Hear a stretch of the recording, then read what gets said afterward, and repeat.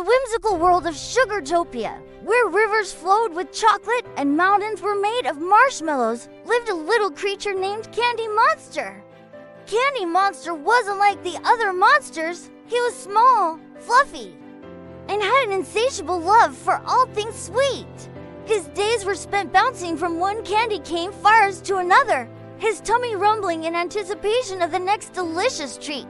But Candy Monster had a problem. He was always in a hurry. He gobbled down a gingerbread cookie so fast he couldn't even taste the spicy ginger. He'd slurp a soda so quickly he'd miss the delightful fizz.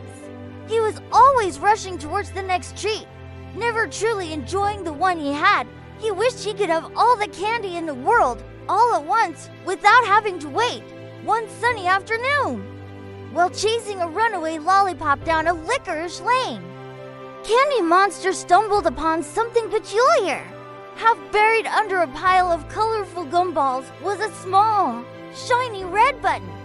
It was attached to a strange-looking device with whirring gears and blinking lights. Curious, Candy Monster brushed off the sugary dust. Engraved on the button were the words, "The pause button." His eyes widened. A pause button. Could it be? A button to stop time. The thought made his fluffy ears twitch with excitement.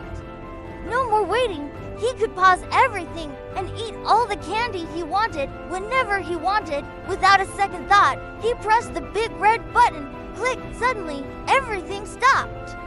A gumdrop bird, mid-flap, hung suspended in the sky. The chocolate river ceased its gentle flow, its ripples frozen in place.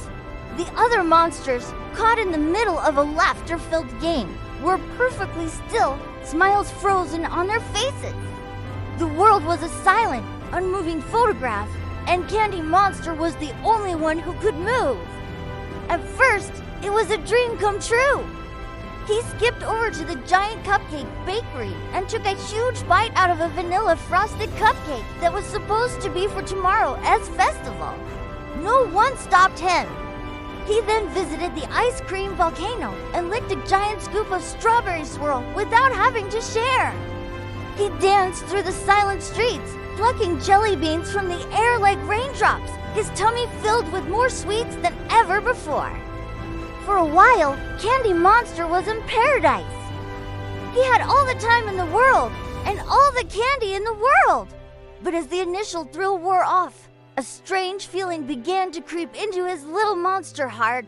The world was quiet. Too quiet.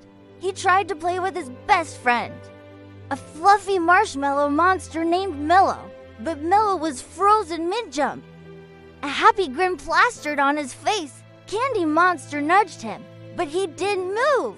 He told him a funny joke, but Mellow's frozen smile didn't change. The silence was deafening. The laughter he once heard was gone. The playful chatter of his friends was replaced by an eerie stillness. He sat on a rock candy ledge, looking out over the frozen landscape. The vibrant, lively world he knew was gone, replaced by a beautiful but lifeless diorama. He had all the candy he could ever want, but he had no one to share it with. Loneliness wrapped around him like a cold, sticky caramel. He realized that the joy of eating a sweet treat wasn't just about the taste. It was about sharing it with friends.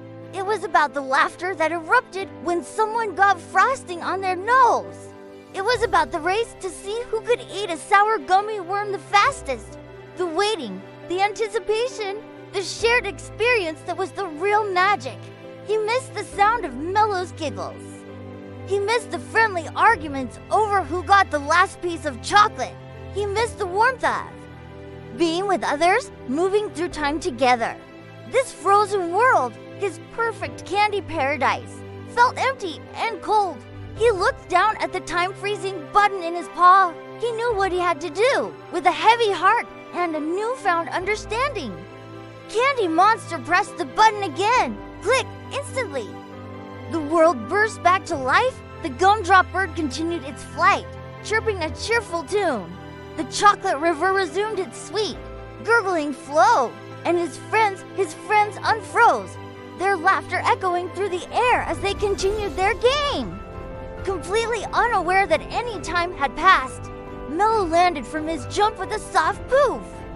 Turning to Candy Monster with his usual wide, happy grin. "Candy Monster?